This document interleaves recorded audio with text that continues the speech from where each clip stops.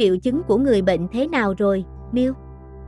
Người bệnh bị trúng một loại chất độc nào đó ảnh hưởng đến hệ thần kinh nên mới bất tỉnh. Nhưng cần đợi kết quả xét nghiệm máu mới biết đó là loại chất độc gì. Vậy người đó an toàn chứ? Ý tôi là không có triệu chứng gì đáng lo ngại phải không?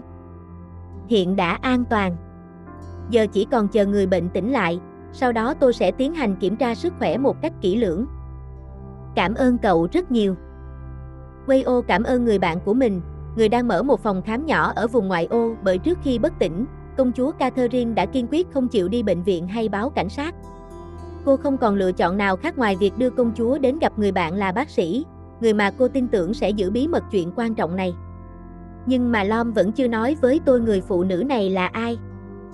Tôi không thể nói với cậu được. Vậy chẳng phải tôi cũng bị liên lụy sao?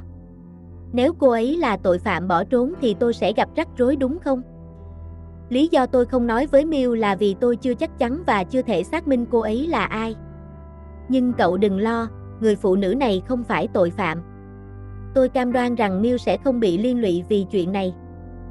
Người sĩ quan tài giỏi nhìn chằm chằm vào công chúa Catherine, người vẫn đang bất tỉnh và được truyền nước biển. Cô không thể tiết lộ cho ai rằng người phụ nữ này là một nhân vật cao quý và là người kế vị quan trọng của đất nước Madeleine. Có nhiều điều cô cần làm sáng tỏ trước khi đưa ra kết luận cuối cùng. Nếu công chúa Catherine thật sự đang ở đây với cô, vậy còn công chúa khác, người đang ở trong khách sạn với sự bảo vệ nghiêm ngặt cùng người hầu cận thân cận, thì là ai?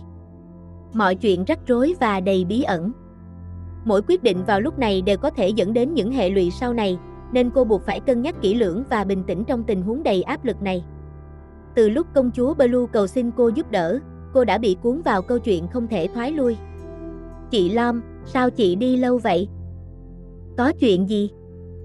Đã xảy ra một cuộc đụng độ phía sau khách sạn. Có thể là do các phần tử khủng bố từ Madeleine trà trộn vào Thái Lan gây ra. Chỉ huy đã ra lệnh tăng cường bảo vệ công chúa và yêu cầu mọi người làm việc chặt chẽ để đảm bảo an toàn. Chỉ huy cũng đã khiển trách vì không tìm thấy chị, người đứng đầu đội bảo vệ. Công chúa Catherine có an toàn không? Công chúa vẫn an toàn. Hiện ngài đang ở bên trong và ra lệnh rằng chị phải đến diện kiến ngay khi quay lại. Hiểu rồi. Cảm ơn Bim đã giúp giải quyết mọi việc ở đây.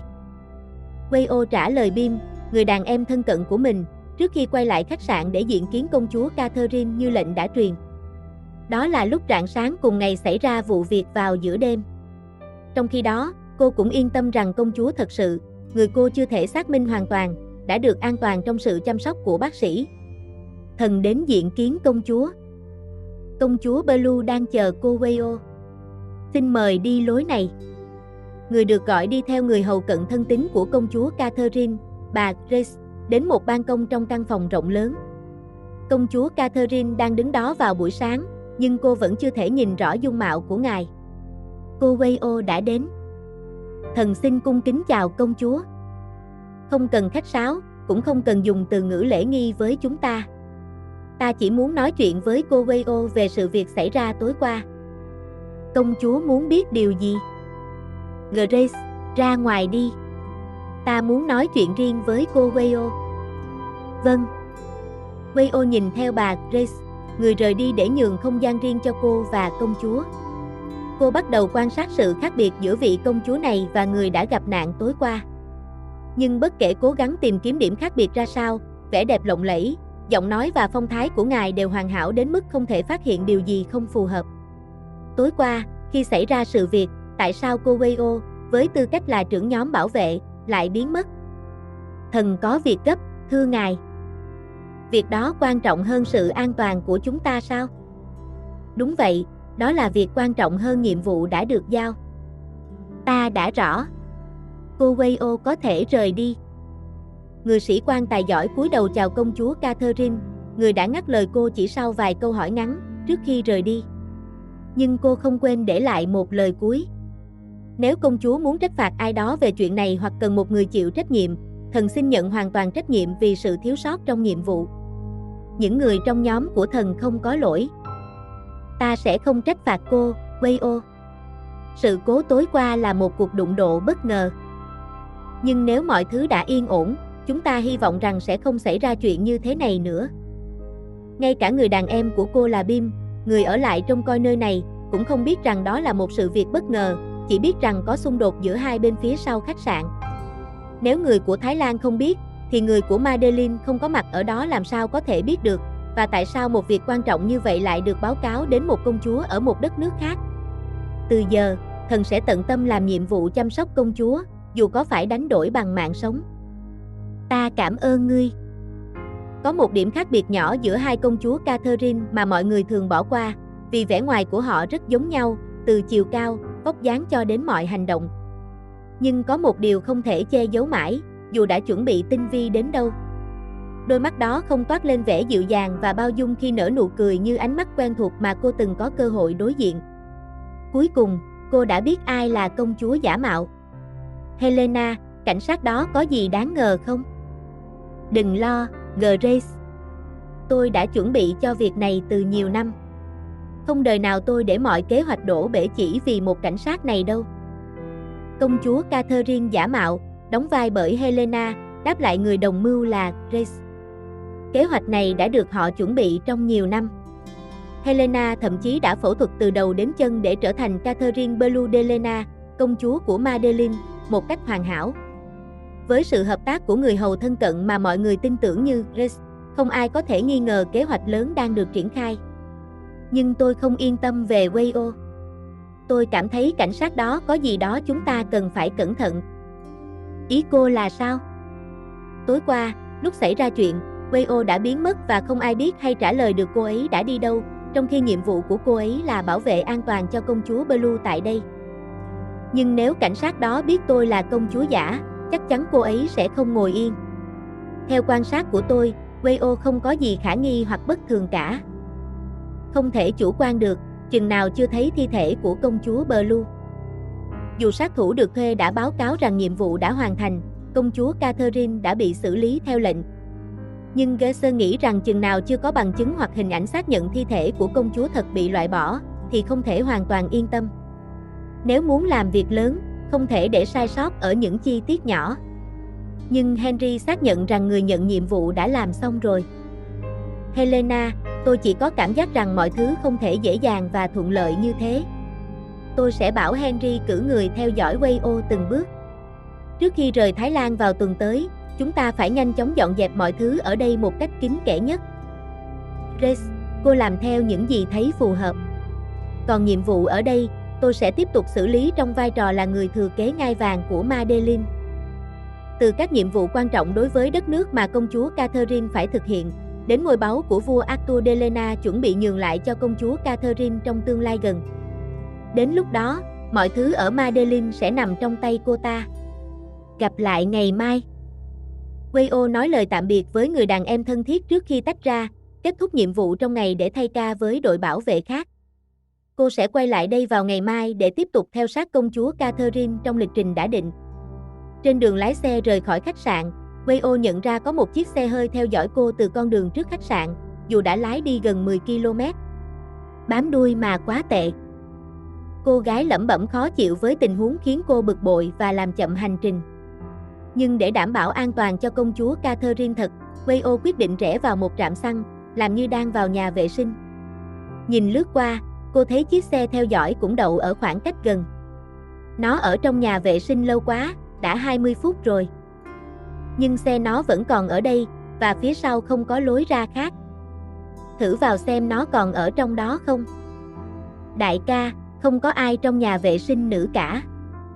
Chết tiệt, vậy nó ra bằng cách nào, khi lối ra chỉ có một buồng cuối cùng nắp bồn cầu đóng, và có dấu chân. Chắc chắn nó đã trèo qua cửa sổ rồi, đại ca. Thì mau đuổi theo đi chứ. Lũ vô dụng. Wayo, sao giờ cậu mới tới? Tôi suýt không giữ được rồi. Cậu ấy tỉnh lâu chưa? Lâu rồi, tỉnh dậy là hỏi cậu, nhưng khi biết cậu không ở đây thì định rời đi ngay. Tôi đã phải năn nỉ cậu ấy chờ cho hết chai nước biển. Dài dòng lắm, cứ đóng cửa phòng khám đi. Tôi sẽ giải thích sau. Wayo cắt ngang, bước nhanh tới chỗ người vừa tỉnh. Cô thấy công chúa Catherine đang tự tháo ống nước biển và cố gắng đứng dậy, dù cơ thể vẫn còn yếu do chất độc. Cơ thể mảnh khảnh chao đảo, suýt ngã xuống sàn nếu Wayo không kịp đỡ. Công chúa. Cô Wayo. Đừng cố quá, cơ thể của cô vẫn chưa hồi phục. Giờ phải làm sao đây, tôi không quen nói tiếng cung đình đâu. Cô Wayo, cứ nói chuyện bình thường với tôi. Catherine ngồi xuống giường bệnh một lần nữa sau khi được giúp đỡ. Lúc này, cô mới nhận ra cơ thể mình chưa hoàn toàn hồi phục dù đã được chữa trị và nằm bất tỉnh gần một đêm. Máu đang chảy. Ta không sao. Thần sẽ đi gọi bác sĩ đến băng bó vết thương cho người. Không cần đâu. Chúng ta cần phải rời khỏi đây ngay lập tức. Nếu không cần bác sĩ, vậy để thần băng bó cho người trước đã. Người nữ cảnh sát tài giỏi trong việc bắt giữ tội phạm nhưng lại không giỏi trong việc xử lý vết thương. Cô lúng túng lấy bông gạc thấm máu, rồi dùng cồn sát trùng vết thương, sau đó nhẹ nhàng dán băng cá nhân lên, cảm thấy không khỏi căng thẳng khi làm điều này. Ta cảm ơn. Người nói cần rời khỏi đây ngay. Thần có thể hỏi được không, người định đi đâu? Gọi ta là Blue đi. Nếu cô vẫn gọi chúng ta là công chúa và sử dụng ngôn ngữ cung kính, ta e rằng cả hai sẽ càng gặp nguy hiểm hơn trong tình hình này. Blue. Ta cần phải nhanh chóng trở lại đó để vạch trần sự thật rằng Grace, người hầu cận trung thành của chúng ta, đang âm mưu phản loạn, đến mức ám hại chúng ta. Có lẽ giờ này, cận vệ của Madeleine và các nhân viên của Thái Lan đã lật tung mọi nơi để tìm kiếm chúng ta. Chúng ta không muốn chuyện này trở thành vấn đề lớn mang tầm cỡ quốc gia, nếu không phụ hoàng sẽ lo lắng rất nhiều. Khoan đã, Blue. Lúc này người không thể trở lại đó. Vì sao cô lại ngăn ta? Dù câu chuyện khó tin và khó nói, lại là điều gây khó xử, nhưng Wayo vẫn cố gắng sắp xếp lời nói để Catherine hiểu được tình hình hiện tại. Bởi vì hiện giờ, ngoài tôi ra, không một ai, dù là người Madeleine hay Thái Lan, biết chuyện gì đã xảy ra với người cả. Có ý gì? Ta không hiểu. Người nghĩ xem, sẽ xảy ra chuyện gì nếu mọi người biết rằng có tới 2 công chúa Catherine của Madeleine, trong đó công chúa giả có người hầu cận thân tín đứng sau chỉ đạo, còn công chúa thật ở đây lại không có ai chứng minh thân phận. Hiện tại có một công chúa giả đang đóng vai người. Đây là nơi trú ẩn bí mật của tôi, khác với nơi trú ẩn của cảnh sát. Ta cần phải lẫn trốn ở đây bao lâu? Cho đến khi tìm ra cách chứng minh rằng người chính là công chúa Catherine thật sự. Wayo giải thích tình hình cho Catherine hiểu rõ hơn, rồi quyết định đưa cô đến nơi trú ẩn bí mật của mình ở ngoại ô. Đây là nơi Wayo mua mà thậm chí cha cô cũng không biết, nên được xem là an toàn nhất để ẩn náu. Nếu đưa công chúa Catherine đến nơi trú ẩn của cảnh sát, chắc chắn tin tức sẽ đến tai Watit, cha của cô, người giữ chức vụ chỉ huy, hoặc thậm chí lọt đến tay bè lũ phản loạn từ Madeleine. Điều đó chẳng khác nào đẩy công chúa vào chỗ chết. Nhưng ta có phẩm giá, có danh dự. Tại sao ta lại phải lẫn trốn? Blue nên hiểu rõ tình hình hiện tại chứ. Ta hiểu rõ, Wayo. Nhưng trong khi bè lũ phản loạn đang đóng giả làm chúng ta, nếu chúng ta không làm gì, công chúa giả có thể gây ra những chuyện tồi tệ hoặc làm tổn hại đến danh dự quốc gia của ta. Tôi chỉ là một người bình thường, không hiểu hết được danh dự to lớn của một công chúa. Nhưng với tư cách là một cảnh sát, khi tôi đã hứa sẽ giúp Blue, tôi có trách nhiệm bảo vệ và đảm bảo an toàn cho người. Nhưng ta... Vậy nên trong lúc tôi cố gắng giúp người, công chúa hãy hợp tác và làm theo lời khuyên của tôi thì hơn, để đảm bảo an toàn cho chính mình. Wayo đã phải mạnh dạn đến mức nào mới dám ra lệnh với một công chúa thừa kế. Nhưng khi nhận ra, cô đã nói nhanh hơn cả suy nghĩ của mình. Công chúa cao quý buộc phải im lặng, không còn tranh cãi về những điều không nên vào lúc này. Ta hiểu rồi. Tốt lắm. Hiểu rồi thì phải làm được nhé. Phụ hoàng chưa từng ra lệnh với ta như cách cô làm. Xin thứ lỗi, nhưng nếu có điều gì gây nguy hiểm cho người, thần đành phải cả gan vượt quá bổn phận.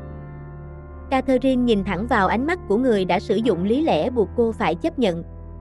Sau đó, cô đi dạo quanh căn nhà, vừa suy nghĩ kế hoạch tiếp theo một cách cẩn trọng, vừa tìm cách tiếp cận công chúa giả và người hầu phản bội để phơi bày sự thật. Tuổi thọ của công chúa, vì vậy tốt nhất là nếu công chúa Catherine giữ sự cảnh giác và không dễ dàng tin tưởng bất kỳ ai ở gần mình, ngay cả tôi. Ta biết rằng cô Wayo là một người hết lòng vì nhiệm vụ. Tôi sẽ giúp cô Blue bằng tất cả khả năng của mình.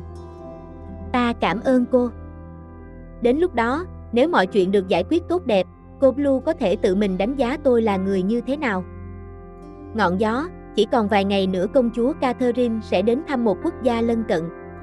Đừng để Madeleine trách móc chúng ta rằng chúng ta đã lơ là nhiệm vụ quan trọng. Ai đã mang chuyện gì báo cáo cho cha? Ngài Henry, trưởng cận vệ hoàng gia của Madeleine, đã yêu cầu cấp trên theo dõi sát sao đội bảo vệ của Thái Lan, đặc biệt là trưởng nhóm. Madeleine đang theo dõi sát sao cô. Cha muốn biết liệu cô đã làm gì khiến họ không hài lòng hay không. Có vẻ như tôi đã bị đánh dấu rồi. Nếu trưởng cận vệ hoàng gia của Madeleine đích thân báo cáo lên cấp trên, có thể suy đoán theo hai hướng. Thứ nhất, ngài Henry có thể đã biết và liên quan đến sự kiện ám hại công chúa Catherine thật, đồng thời hợp tác với Grace và công chúa giả để thực hiện âm mưu lớn. Hoặc thứ hai, nếu ngài Henry không biết, ông ấy có thể đã bị công chúa giả và Grace chỉ đạo. Đây là chuyện lớn, cô Wayo. Không giống như những lần trước khi cô cứng đầu và bị điều chuyển công tác. Nếu cô nghĩ mình đang làm gì nguy hiểm, hãy rút lui ngay. Đừng để mình liên quan. Vì nếu đến lúc đó, ngay cả vị trí của cha cô cũng không thể giúp được cô. Cha giữ lấy quân hàm trên vai mình đi à, nếu con làm gì sai, con sẽ chịu trách nhiệm. Con hứa sẽ không để cha gặp rắc rối. Đứa trẻ này, sao mà cứng đầu và bướng bỉnh thế? Lúc nào cũng không nghe lời cha. Cha không biết thật sao? Con giống ai mà được tính cách này? Cô Wayo đang nói con giống tôi sao?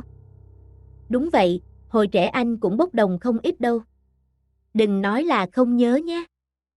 Wayo, thật đúng là lúc nào cũng bên con. Rất đẹp lòng. Cô Wayo quay lại từ khi nào vậy? Giả sử tôi là kẻ xấu, cô Blue chắc không chạy thoát đâu. Ta chắc đã không thoát từ đêm đó nếu không nhận được sự giúp đỡ. Catherine trả lời người cảnh sát giờ đây trở thành cận vệ duy nhất của cô ở nơi đất khách quê người. Vì giờ đây những người của Madeleine trung thành với cô và nhà vua đều nằm trong tay nhóm phản loạn có quyền lực mạnh mẽ. Cô không ngờ rằng Grace có thể lập kế hoạch độc ác đến vậy, và đó là một kế hoạch khó vạch trần nếu không có bằng chứng quan trọng như chiếc vòng cổ kim cương hoàng gia và vương miện công chúa đã bị cướp đi. Cô Blue chơi piano rất hay. Ta biết đây không phải là lúc nên thư thái, nhưng ở đây ta không có việc gì để làm. Tôi không có ý kiến gì. Tôi đã nói rằng cô Blue có thể chơi piano, hoặc máy phát đĩa cũng có để giải trí. Cô Wayo đã tiến triển được gì chưa? Hiện tại, tôi đang bị Madeleine đánh dấu. Wayo báo cáo sự việc quan trọng cho công chúa Catherine từ thông tin cô nhận được từ cha mình. Và có lẽ cô sẽ nhận thêm thông tin từ công chúa về người tên Henry. Phần còn lại của câu chuyện liên quan đến sự so sánh giữa hai công chúa sẽ tiếp tục vạch trần âm mưu kẻ phản loạn.